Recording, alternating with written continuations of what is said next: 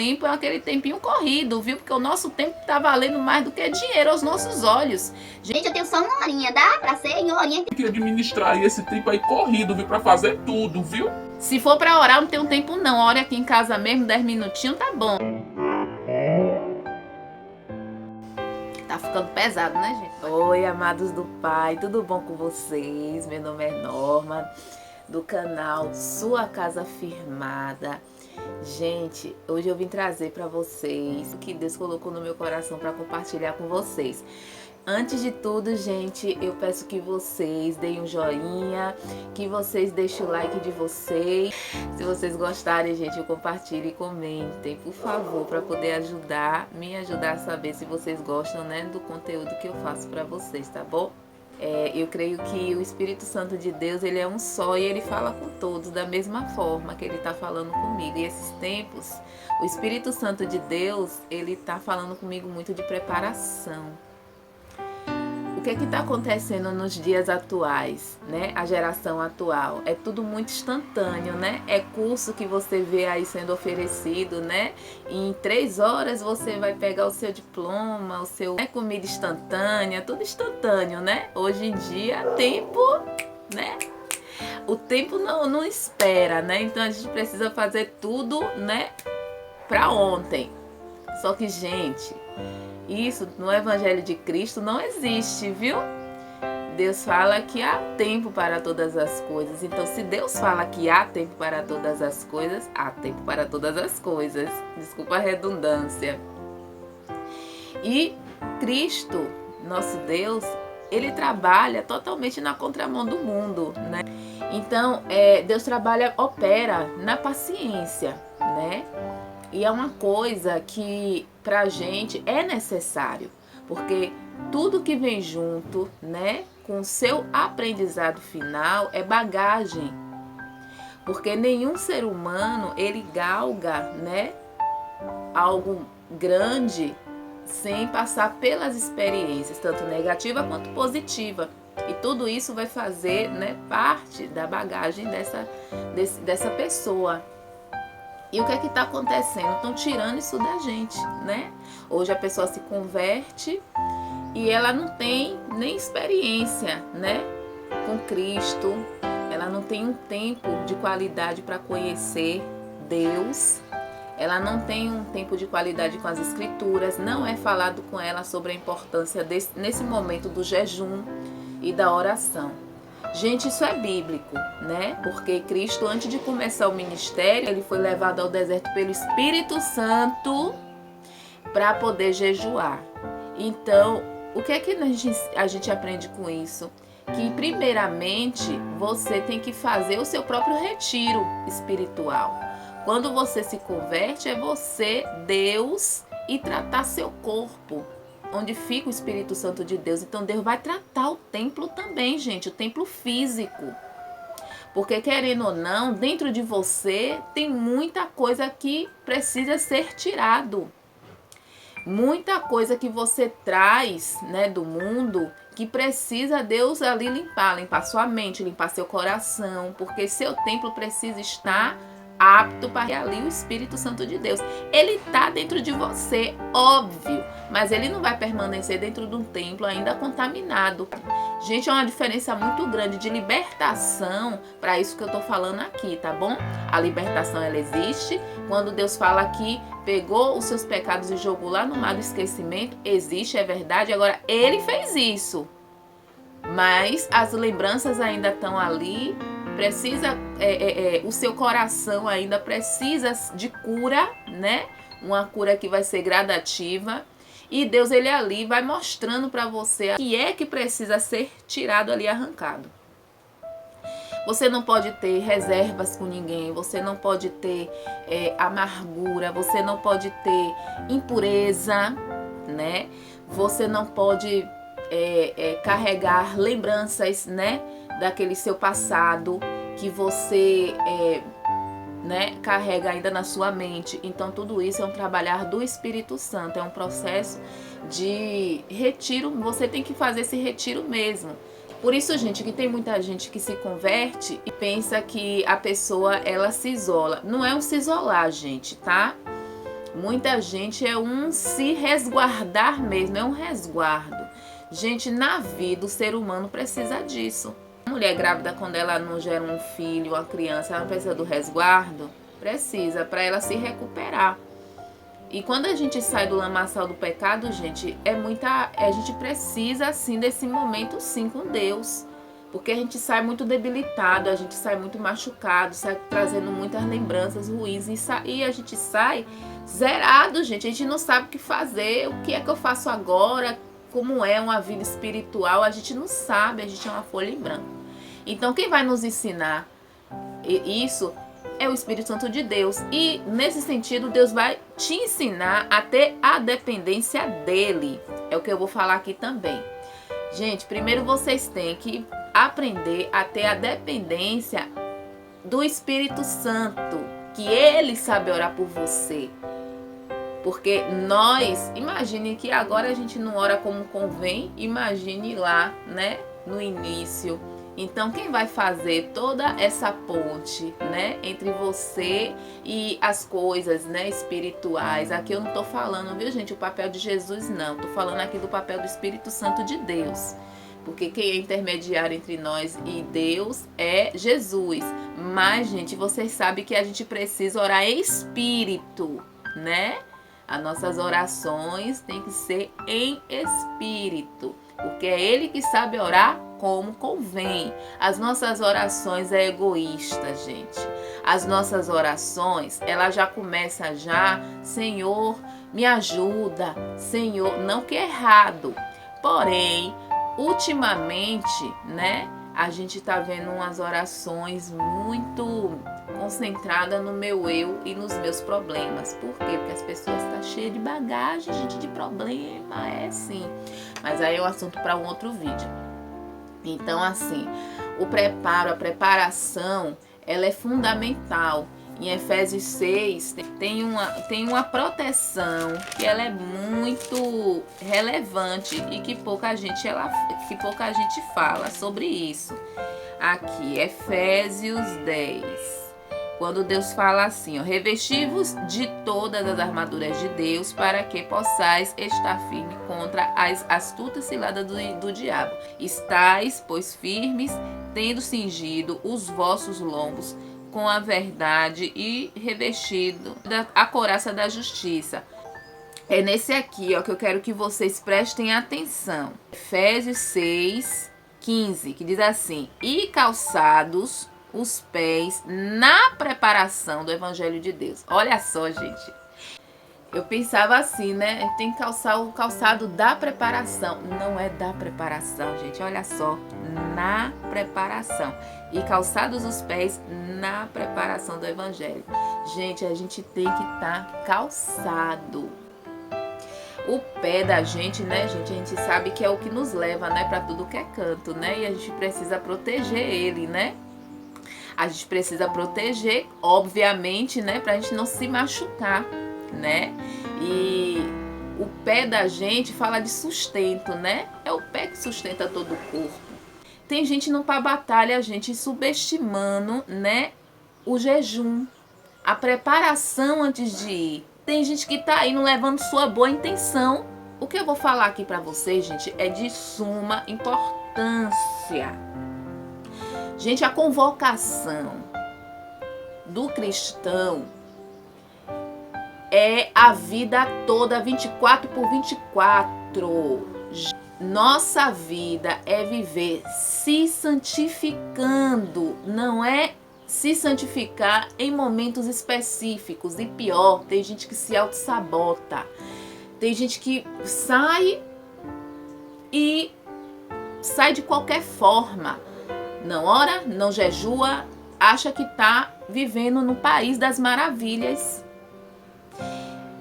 Gente, as pessoas estão feridas e elas estão ferindo gravemente. E sabe o que é pior? Elas estão achando corações aptos a receber essas setas. Gente, tem gente que não sabe o que é seta, não.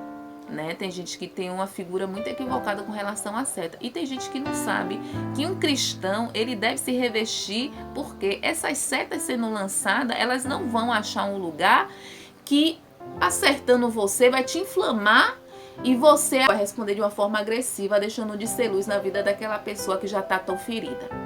Paulo, ele usou essa figura aqui de linguagem, ele estava pensando no exército romano.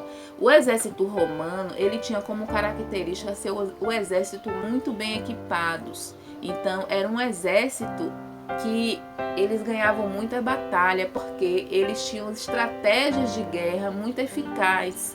E tudo indica que na época que ele estava lá preso, ele via muito, né? Os soldados e a maneira com que ele se munia. E ali ele usou essa figura do soldado romano para poder falar com a gente de como a gente deve estar indo para a guerra e como é que a gente deve estar. Aqui em nenhum momento eu vejo Paulo falando assim, quando você for para um evangelismo ou quando você for na casa de alguém fazer uma oração, ou quando não, ele aqui tá falando como a gente deve estar, como devemos ser, porque é a vida toda. Deus fala o quê? Orar sem cessar. Por que Deus fala orar sem cessar? Porque ele sabe que a gente está vivendo num mundo, num sistema caído, onde as pessoas estão machucadas, e você vai ser o alvo fácil se você não tiver munido de todas as armaduras de Deus. Então aqui, quando Paulo ele descreve aqui esse soldado romano, de como que eles se vestiam, eu falo aqui dessa seta, né?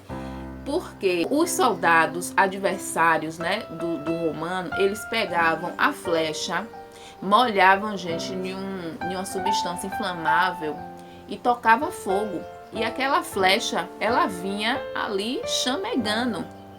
E qual era a estratégia que os romanos eles faziam? Eles pegavam aquele escudo imenso, né? E molhava. E no momento que aquela flecha ela ali pegava, ela era neutralizada pelo aquele escudo. Então, assim, tem muita gente que tá sem esse escudo, né? Porque tá sendo pego de surpresa. Gente, tem uma coisa que o diabo sabe, é chegar de surpresa, viu? Ele chega de surpresa, ele não avisa não, ele já vai largando já a granada dele e vai sair na francesa. E quem quiser que lute para poder, né, ingerir aquilo ali e engolir a seco. Mas o que que acontece? Nós cristãos, na condição de cristão, estamos muito orgulhosos, a gente quer muito dar a última palavra. Nós estamos muito arrogantes. Nós estamos esquecendo que nós é que temos a palavra da verdade. O ser humano que não conhece Deus é que tem que ter essa característica que muito crente está adquirindo. De querer, né, enfrentar, combater, não sair por baixo. Ah, me disse uma, eu vou dizer duas. O que é isso? O que é isso? É assim que é ser luz? E é as pessoas que querem ganhar, né? Todos para Jesus Cristo. Gente, ganhar desconhecido para Jesus Cristo é fácil, viu? Eu quero ver você tá ali apto a observar os seus companheiros de guerra ferido para você carregar como naquele Até o Último Homem. E sabe o que é que acontece? Quando você julga o seu irmão pelo que você tá vendo na sua ótica humana, você se afasta dele. Ali o diabo já ganhou terreno. Peça a Deus para colocar amor e carinho nos seus olhos, colocar o olhar de Deus, que Deus ele sabe o que é que está acontecendo com aquele irmão, porque ele conhece aquele irmão melhor do que você. E Deus fala que ele odeia 6 coisas que Deus abomina e a 7ª ele odeia. Irmão que promove divisões. Esse aí ele abomina, viu? Tomem cuidado. A gente tem que seguir a paz com todos e Deus fala que nós temos que apaziguar. A gente está fazendo tudo o contrário do que Deus recomenda. Sabe por quê?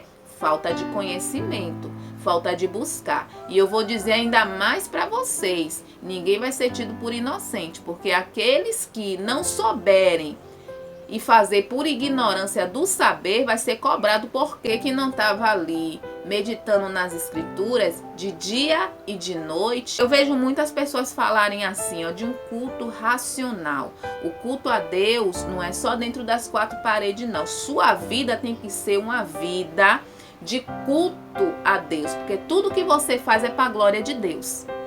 Então, o seu culto racional tem que ser 24/24 também, viu? Olha que beleza. Tudo na vida do crente é assim, gente. E é maravilhoso, gente. Não é pesar isso. Se isso for um pesar para você, você ainda não aprendeu.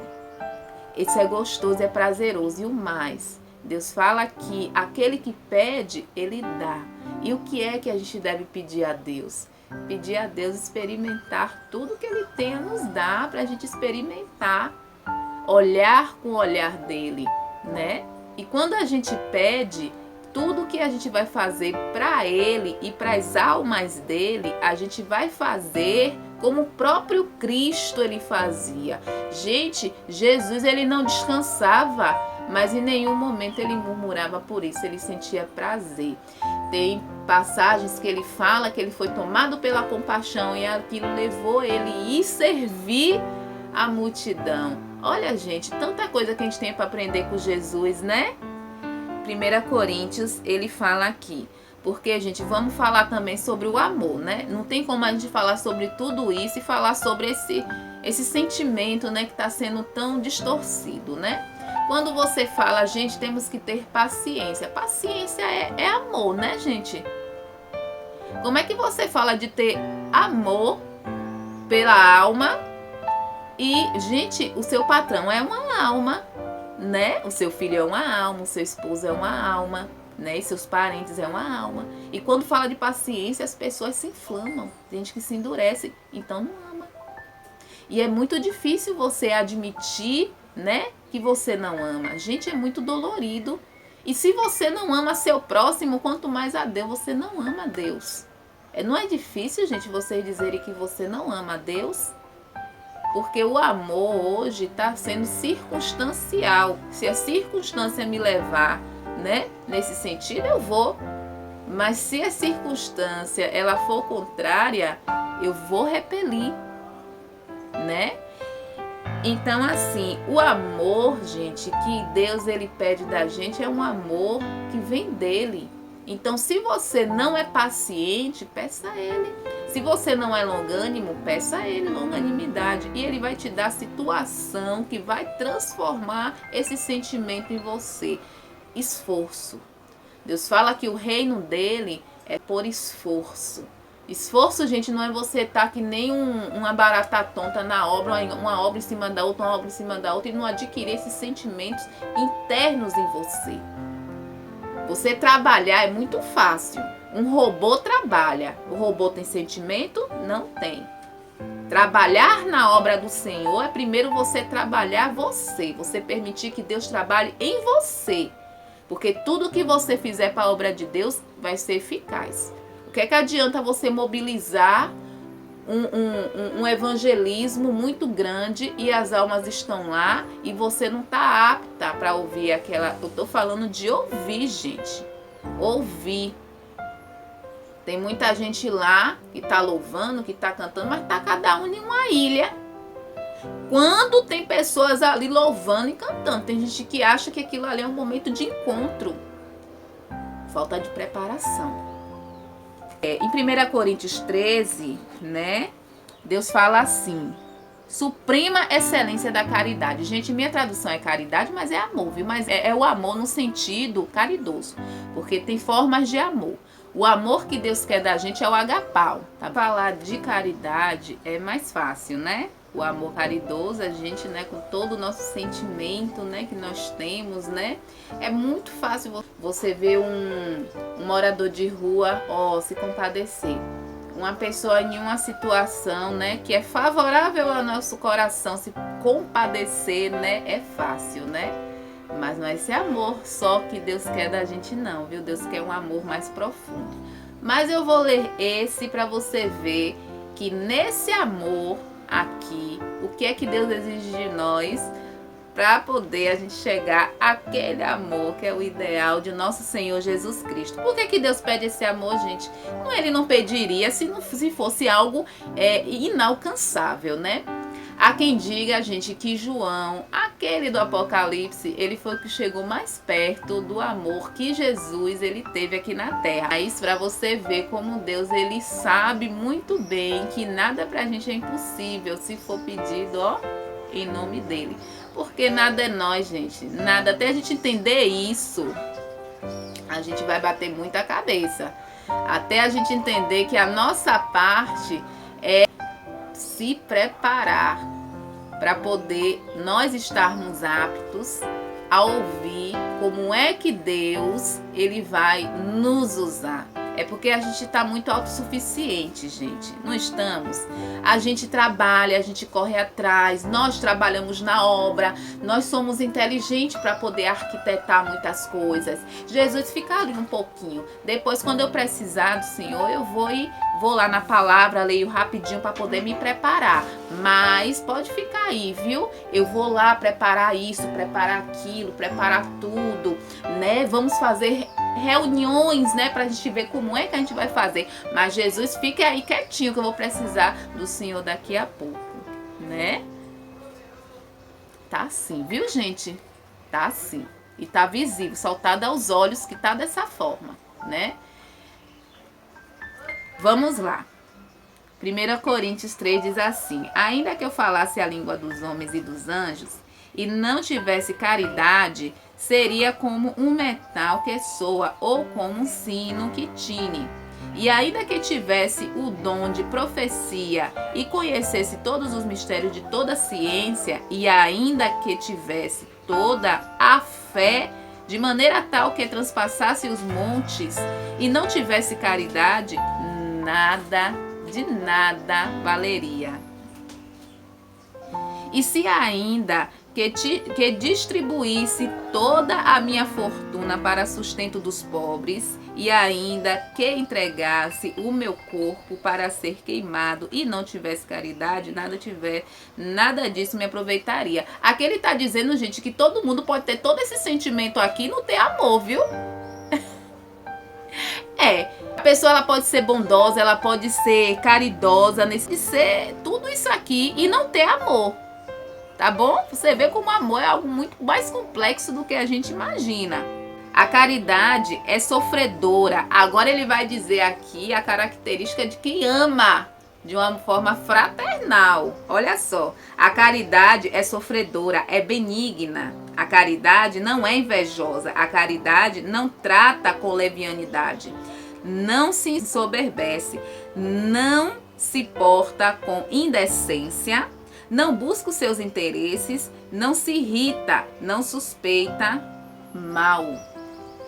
Não folga com a injustiça, mas folga com a verdade. Tudo sofre, tudo crê, tudo espera, tudo suporta. Vocês já repararam que é tudo sentimento? Não se trata aqui nem de palavras bonitas, nem do que você sabe na teoria, nem do que você faz, nem do serviço que você presta, nem a caridade que você faz. Não se trata de nada disso. Todos os pontos dele aqui, ele foi construído dentro de você quando você tem esse sentimento. E é o que você vai falar? Não. É o que você vai ser. Ele vai ser sofredor, ele vai ser benigno, ele vai ser caridoso. Ele não vai ser invejoso, ele não vai se portar com levianidade e ele não é soberbo.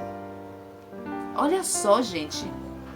Ele não se importa com indecência. Deve ser aqui, gente, do cuidado que a gente tem que ter para com o outro, né, que está ao nosso redor, né? Até na maneira de a gente se importar, né? O que eu acredito que para você achar um crente indecente, tá raro, viu? Tá raro, gente, né? Eu tô falando de crente mesmo. Se há uma preparação genuína e Deus te preparou e você foi moldado pelo Espírito Santo, é mesmo. É mesmo, não faz não, tá bom? A impureza não existe, gente, né?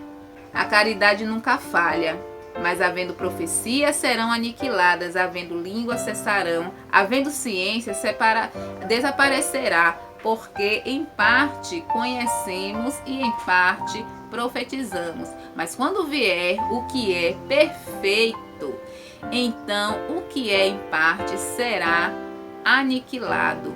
Quando eu era menino, falava como menino, sentia como menino, discorria como menino. Mas agora que cheguei a ser homem, acabei com as coisas de menino. Ele está falando aqui da questão da sabedoria, né, gente? A gente sabe que quando a gente cresce, né, a gente vai ficando mais sábio, né? Não vai fazendo as coisas, praticando as coisas né? As meninices, né? As milindrices, né? Essas coisas que faz só a gente perder tempo no reino. Porque agora vemos por um espelho, em enigma. Quem enxerga é aquele, né? O Pai. E o diabo, ele sabe disso, né? Quantas armadilhas ele coloca ali, ó, e a gente olha, se precipita com o nosso olhar, né? E ali a gente cai no laço do passarinheiro. Olha só, já entra aqui, ó, no amor. Quem ama não suspeita mal. Quem ama não suspeita mal. Então, a gente não tem que viver de suspeita, gente. A gente tem que viver, né? Olhou, a primeira impressão que a gente teve, a gente não pode olhar com os nossos olhares carnal só. A gente pede a Deus, ó, discernimento. Quantas pessoas vêm, né, gente, até a gente pedindo ajuda, né? Então, a gente não pode pensar mal. Bom, o que é que eu vou fazer? A gente não posso pensar mal, então logo eu vou ajudar? Não. Deus sabe. Então, Deus, ele é o seu olho, o seu olhar tem que ser o olhar de Cristo, tá bom? Então, aqui no 12, né, 1 Coríntios 13, 12, ele fala assim: porque agora vemos por um espelho, em enigma, mas então veremos face a face. Agora conheço em parte, mas então conhecerei como também sou conhecido. Aquela coisa, né?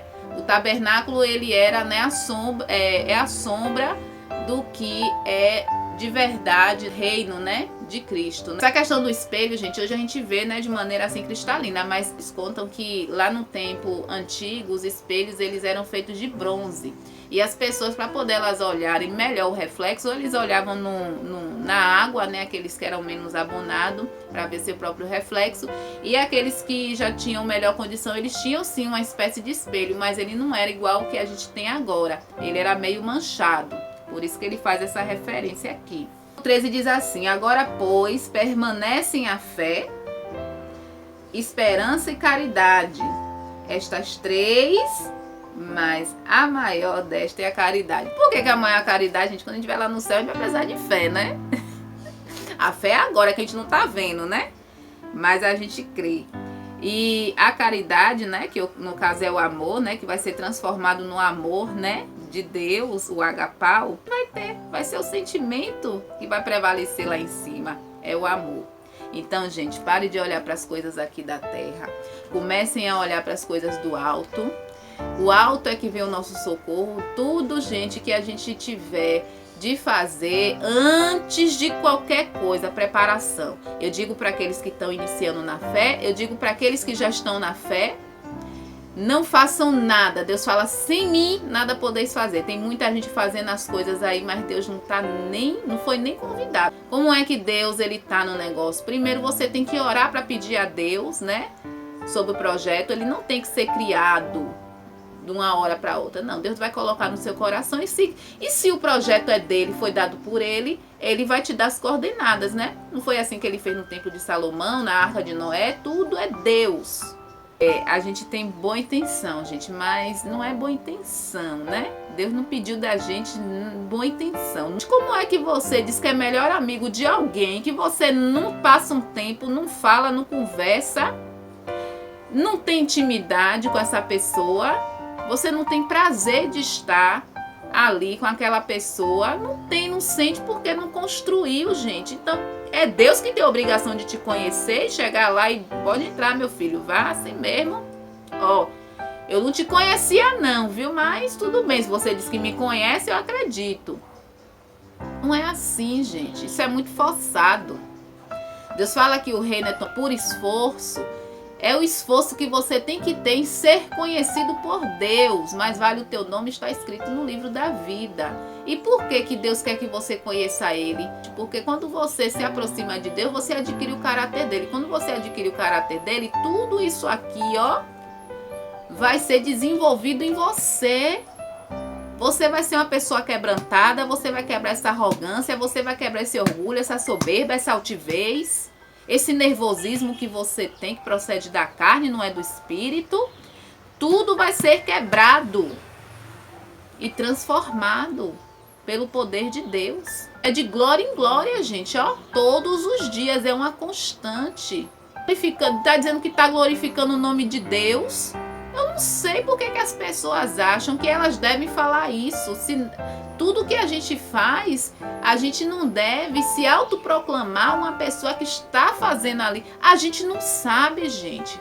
Nós nos esforçamos e pedimos a Deus, pela misericórdia dele, que ele aceite. Deus não vai aceitar essas coisas dessa geração birrenta que está aprendendo. Oh, Deus vai ter que aceitar, vai ter que aceitar, vai ter que aceitar. A humanidade hoje está assim. Que Deus fala das ofertas que estava chegando lá tudo aleijada, tudo cega, tudo de qualquer jeito. E veja o que é que Cristo falava. Veja se a gente não está assim, correndo o risco de estar oferecendo a Cristo, né? Porque a gente não vai ser fulminado na hora.